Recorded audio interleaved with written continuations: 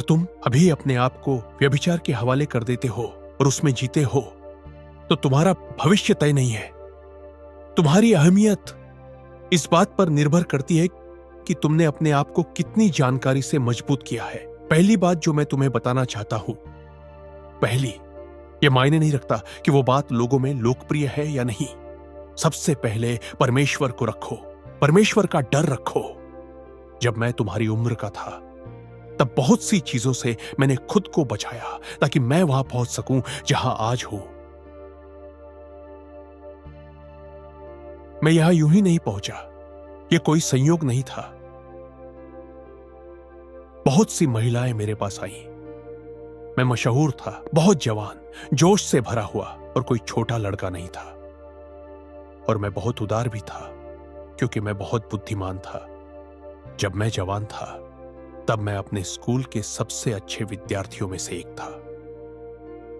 मैं अच्छा दिखता था, मेरी अंग्रेजी बहुत अच्छी थी। तो औरत को आकर्षित करने वाली हर बात मुझ में थी। तो अगर मैं चाहता तो अपनी जिंदगी में हर दिन अलग अलग लड़कियों के साथ संबंध बना सकता था। मैं ऐसा कर सकता था, मेरे पास ऐसा करने का हर मौका था, हर हक था। लेकिन तुम जानते हो क्या हुआ? मैंने ऐसा न करने का फैसला लिया। यह एक चुनाव था, एक सख्त सोच समझ कर लिया गया पक्का चुनाव। क्या मुझे कई बार प्रलोभन हुआ? हां, मैं इंसान हूं, मैं शादीशुदा हूं। और जब तुम किसी आदमी को शादीशुदा देखते हो तो उसका क्या मतलब है? इसका मतलब है कि वो आदमी यौन रूप से सक्रिय है ना? क्योंकि तुम शादीशुदा नहीं हो, इसलिए तुम्हें यह करना उचित नहीं। युवा लोगों, सुन रहे हो ना?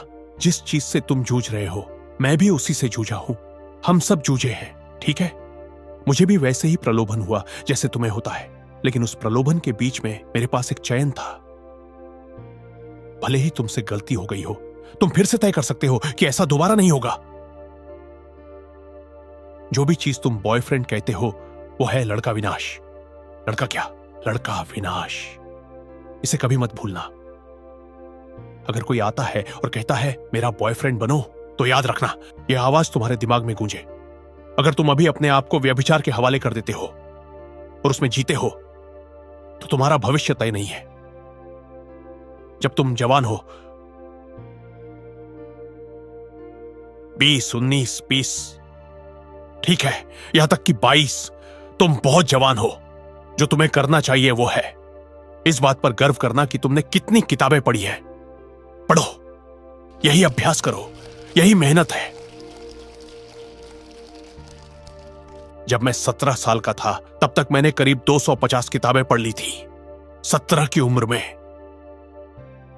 21 की उम्र तक मुझे याद भी नहीं कितनी किताबें पढ़ी। मैंने कोर्टशिप, रिश्ते, शादी पर किताबें पढ़ी जब मैं 17, 19, 20 का था। मैंने पढ़ा कि तुम वैसे क्यों व्यवहार करते हो जैसे करते हो। आत्मा द्वारा नियंत्रित स्वभाव पर किताबें पढ़ी। इतना पढ़ा कि किताबें मुझे पढ़ने लगी। 22, 29 की उम्र तक मैं करोड़ों की गिनती करने लगा था। मुझे बहुत कुछ पता था, मैं मजाक नहीं कर रहा। मेरे साथी अब भी नौकरी ढूंढ रहे हैं।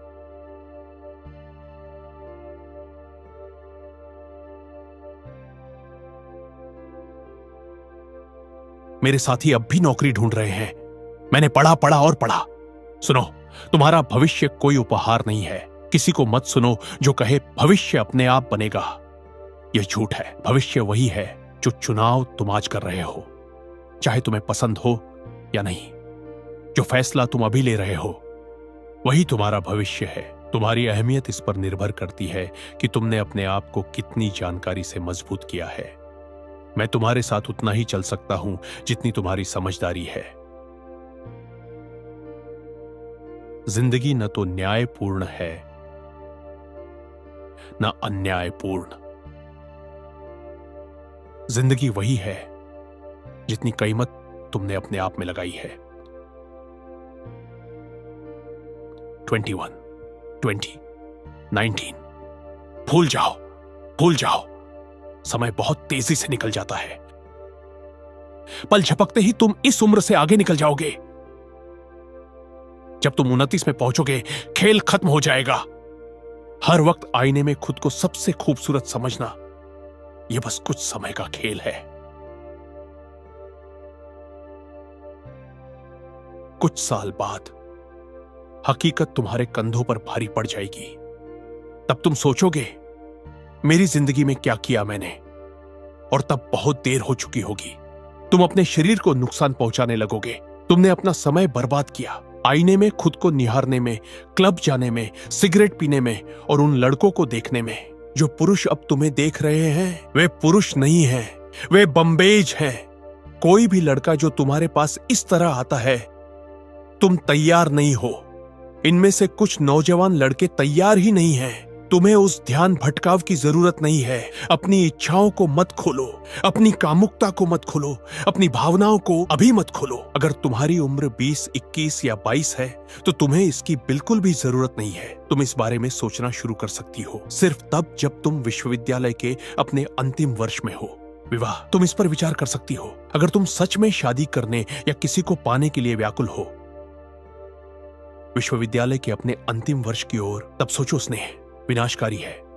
तुम अभी इसे संभाल नहीं सकती। जिसे तुम अभी प्रेम कहती हो, वह प्रेम नहीं है। यह झूठा प्रमाण है, झूठ है, विनाशकारी है। अगर तुमने अपनी कौमार्य खो दी है, यह सुनो, हार मत मानो। तुम आज से फिर से शुरुआत कर सकती हो। अपने दिल में यह निर्णय लो, मैं खुद को पवित्र रखूंगी। अगर पुरुष तुम्हारे पास आने लगे, अपने माता पिता को बताओ, खुलकर बोलो, उन्हें ब्लॉक कर दो। प्रभु तुम्हें आशीर्वाद देगा। पवित्र रहो, शुद्ध रहो। क्या तुम मुझसे वादा करती हो कि हर महीने 7 किताबें पढ़ोगी? क्या तुम अभी मुझसे वादा करती हो? मैं यह सुनना चाहता हूं कि तुमने किया स्वभाव, व्यवसाय, मनोविज्ञान, व्यापार प्रबंधन पर किताबें पढ़ो। अच्छी किताबें लो, जितना हो सके पढ़ो। कम से कम 7 किताबें 1 महीने में, और फिर ईसाई विश्वास पर किताबें लो। क्या तुम समझ रही हो मैं क्या कह रहा हूं? अगर तुम बहुत ज्यादा व्हाट्सएप पर चैट करती हो तो उसे कम करो। चैटिंग कम करो, ज्यादा चैट मत करो। अपना ज्यादा समय सोशल मीडिया पर मत बिताओ। बहुत पढ़ाई करो, खुद को अनुशासित करो यीशु मसीह के नाम पर। और बस यही है, कहो आमीन परमेश्वर के पुत्रों, यही है। आमीन। यीशु के लिए खड़े रहो। अपने शरीर को पवित्र रखो, क्योंकि तुम्हारा शरीर पवित्र आत्मा का मंदिर है, और यही सच्चाई है। इसे शुद्ध रखो, पवित्र रखो, क्योंकि तुम्हारा भविष्य सुनिश्चित है। चैनल को सब्सक्राइब करना न भूलो और शेयर करें, क्योंकि परमेश्वर का वचन जीवन बदलता है। और याद रखो, सब कुछ, सब सामर्थ, सब महिमा यीशु ही की हो। आमीन।